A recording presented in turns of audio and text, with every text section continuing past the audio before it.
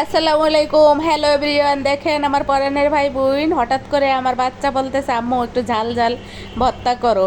বলতে দেরি আছে, আমার হাজবেন্ডের গিয়ে আনতে দেরি নেই। দেখেন আনার সাথে সাথে এই ভর্তাটা করে ফেলেছিলাম ব্লেন্ডারে। সব কিছু আমি ভেজে দিয়েছি, আমার হাজবেন্ড বাজার থেকে নিয়ে এসেছে, পরে আমি ভেজে দিয়েছি, ও আবার ব্লেন্ডার করেছে। আজকে সবটাই থাকবে আপনাদের মাঝে। আমি নববর্ষের বিকেলে কি কি করেছিলাম সেগুলো আপনাদের মাঝে শেয়ার করব। আসলে যেদিন যা করি সেই দিন তো তাই শেয়ার করতে পারি না, কারণ হইলো আমার তো ভিডিও শিডিউল করা থাকে, আপনাদের মাঝে সেগুলো শেয়ার করি। অরিজিনাল ভয়েসও থাকবে। এই যে দেখেন ও কিন্তু ভর্তাগুলো করতেছিল ব্লেন্ডারে, আর আমি জানি না যে ব্লেন্ডারে এত সুন্দর ভর্তা করা যায়। আমি সবসময় পাড়ায় বেটেই ভর্তা করতাম। যেহেতু ব্লেন্ডারে ভর্তা করেছি, স্বাদ এবং লোভনীয় দেখতেও লেগেছে, খাইতেও লেগেছে, সব কিছু স্বাদ কিন্তু পাটার মতনই ছিল। পাটায় শিলপাটায় বেটে যেরকম করা হয় ঠিক ওরকম স্বাদই ছিল। আমার মেয়ে বলতেছিল যে আম্মু আসলেই তো ভর্তা ব্লেন্ডারে করলে খারাপ হয় না, ভালোই হয়, খুবই ভালো হয়। তবে পাটা আর একটু নিফিস হয়, পাটারটা দেখতে একটু লোভনীয় হয়। যেমন আমার কিন্তু শর্ট ভিডিওতে দেওয়া আছে পাটায় বাটা ভর্তা, যেটা দেখতে খুবই সুন্দর। আর এই যে দেখেন উপকরণগুলো যে আমি ভেজেছিলাম সেগুলো আপনাদেরকে দেখাইলাম। এখানে 2 পদের শুটকি, 3 পদের শুটকি কিনে এনেছে, কিন্তু আমি 2 পদের শুটকি ভর্তা করেছি আজকে। আর পাশাপাশি ঢেঁড়স ভাজি করেছিলাম, আর বেগুন দিয়ে বাবার বাড়ি থেকে বেগুন এনেছিলাম, তা দিয়ে চেপা শুটকি করেছিলাম। ঢেঁড়সও বাবার বাড়ি থেকে আনা। আজকের ভিডিওতে এই শুটকি ছাড়া বাকি যা যা উপকরণ ছিল সবই বাবার বাড়ি থেকে আনা।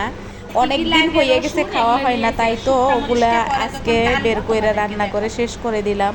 খেতে পারলে খাবো, না খেতে পারলে ফেলে দেবো। আর এই যে যেহেতু অনেক গরম, তাই আমার হাজবেন্ড গরমের ভিতরে এইসব আইনা আইনা ফ্রিজে রাখে। তো অনেকেই খেয়ে ফেলেছে, অনেকগুলা খাওয়া শেষ হয়ে গেছে। এগুলা বের করে আবার একটু গুছানোর জন্য বের করেছি, তখন আপনাদের মাঝে একটু শেয়ার করলাম গরমে আসলে কি করি আমরা। অনেক গরম, তাই মাঠা আর এই যে এইগুলা ছোট ছোট এগুলা আইনা রাখে ঘরে, যখন মন চায় বাচ্চা খায়, মন না চাইলে খায় না। আর শুটকিরও অনেক দাম জানেন, আসলে সব জিনিসেরই দাম। এখন জিনিসপাতির দাম বেড়ে গেছে, কিন্তু টাকার মান একেবারে কমে গেছে। কি বলবো বলেন। আজকের ভিডিওতে যা যা আছে সবকিছু কিন্তু আপনাদেরকে দেখিয়ে দিলাম। এই যে কাঁচামরিচ, পেঁয়াজ, রসুন, আর এই যে দেখেন এই যে হইলো বেগুন, বাবার বাড়ি থেকে এনেছিলাম। বেগুনগুলো কিন্তু পুষা বেগুন, ছোট পুষা বেগুন, যেটাকে বলে একদম কি বলে ছোট বেগুন, বিচি বেগুন। ওগুলো আমার খেতে খুব ভালো লাগে, তাই আমি এনেছিলাম। আমার হাজবেন্ড অবশ্য রাগারাগি করছে, কারণ ও তো খুব সুন্দর সুন্দর বেগুন ঢাকাতে কিনে, এই জন্য ওই বেগুন দেখে ও খুব রাগারাগি করছে। ও যেহেতু আগে চলে এসেছিল, আমরা পরে এসেছি। এই তো এভাবেই কিন্তু আপনাদের মাঝে আমি আমার ভিডিও কোনো না কোনো নতুন ভিডিও নিয়ে চলে আসি আপনাদের মাঝে। অনেকেরই দেখি অনেক ধরনের ভিডিও আপলোড দেয়, কিন্তু আমার লাইফে আসলে কি আপলোড দেব। আমি আমার হাজবেন্ডের থেকে একদিনও কোথাও থাকতে পারি না। এই ঢাকা সিটিতে যত দিন আমি আসি ওর সাথেই এক ছাদের নিচে থাকা লাগে।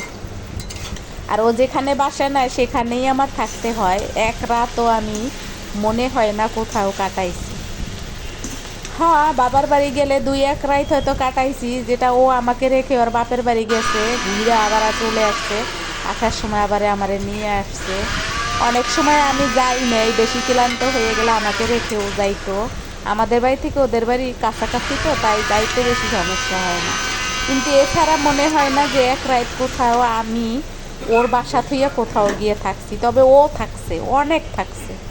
যাই হোক, দেখেন আমার আজকের ভিডিও ঢেঁড়স ভাজি আর বেগুন শুটকি, তার সাথে 2 পদের শুটকি ভর্তা, এ দিয়ে গরম গরম ভাত খেয়েছিলাম। যেহেতু রাজকন্যার খুব ঝাল খাইতে মন চেয়েছে, তাই তো কি করব, হঠাৎ করে বলাতে বাপেও নিয়ে আসছে।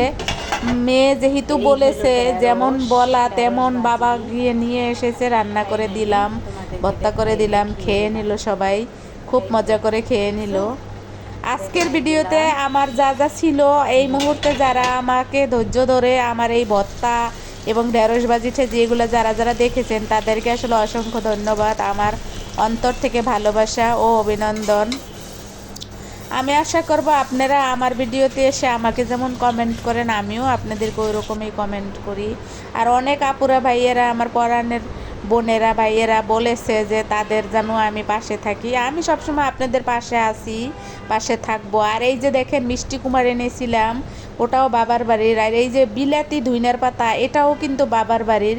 এই ভর্তাটাও করেছিলাম, যেটা আপনাদের মাঝে শেয়ার করলাম। তার কারণ এখন কিন্তু অলরেডি আমার ঘরে 3টা ভর্তা আছে। আর এই গোড়াগুলো কিন্তু আমি লাগিয়ে দিয়েছি, দেখা যাক হয় কি না। হইলে আপনাদের মাঝে শেয়ার করব, যদি হয় তাহলে শেয়ার করব। দুঃখের বিষয়, আমার ছাদ বাগানের যে লেবুগুলো কেউ হয়তো ছিঁড়েছে। আমার হাজবেন্ড খুব কষ্ট পেয়েছে, আমার রাজকন্যাও অনেক কষ্ট পেয়েছে। এই যে দেখেন, আমি কিন্তু মিষ্টি কুমার ভেজেছিলাম, বাবার বাড়ি থেকে আনা মিষ্টি কুমার। 1 থালি খেয়েছি, বাকি 3 থালি ফেলে দিয়েছি, কারণ যেহেতু আমরা লোক সংখ্যা কম, খাবো কি করে। আর লেবুগুলো কে ছিঁড়েছে আমরা এখনও জানতে পারি নাই। আমাদের তো আসলে প্রতিবেশী খুব কম, কে ছিঁড়েছে বুঝতে পারতেছি না। যদি ঝরে পড়তো তাহলে নিচে থাকতো, কিন্তু পাতা সহ ছিঁড়ে নিয়ে গিয়েছে। খুব কষ্ট লাগছে আমার হাজবেন্ডের। আমার অবশ্য লাগে না, আমি না করেছিলাম। কিন্তু যাই হোক, আমার রাজকন্যারও অনেক কষ্ট লেগেছে লেবুগুলো ছেঁড়াতে। আর আমার হাজবেন্ডের তো ভাতেই খাইতে পারছে না, তার খুব খারাপ লাগতেছে। তার কারণ টেক কেয়ার তো সেই করে গাছগুলা খুব সুন্দর করে উঠেছিল, কিন্তু আমার মনে হয় না গাছগুলা বানাইতে পারবে মানুষের জন্য। পৃথিবীতে সব ধরনের মানুষই আছে, সব জায়গা আছে। আপনি কাকে কি বলবেন আর কাকে নিয়ে কি কথা বলবেন, সব কিছু আপনাদের মাঝে আমি তুলে ধরতে পারি না, আর বলতেও পারি না। তারপরও মনে কষ্ট, তাই জানিয়ে দিলাম আপনাদেরকে। দেখেন আপনাদেরও কি এরকম হয় কি না, যারা ছাদে বাস করেন। আমরা ছাদে বাস করি, তাই তো গাছ লাগিয়েছিল আমার হাজবেন্ড, লেবু গাছ, পেয়ারা গাছ, আরও যেগুলো সেগুলো আমি কিন্তু আপনাদের মাঝে শেয়ার করছি। আসলে আমি কি বলবো, আমি নিজেই মর্মাহিত। লেবুগুলো যেহেতু ছিঁড়ে ফেলছে না কি করছে জানি না, তবে পাতা সহ ছিঁড়ে নিয়ে গেছে। বোর্ডগুলো দেখা যাচ্ছে, যদি পড়ে যাইতো, রোদ্রে ঝরে যাইতো, তাহলে লেবুগুলো কিন্তু নিচে দেখা যাইতো।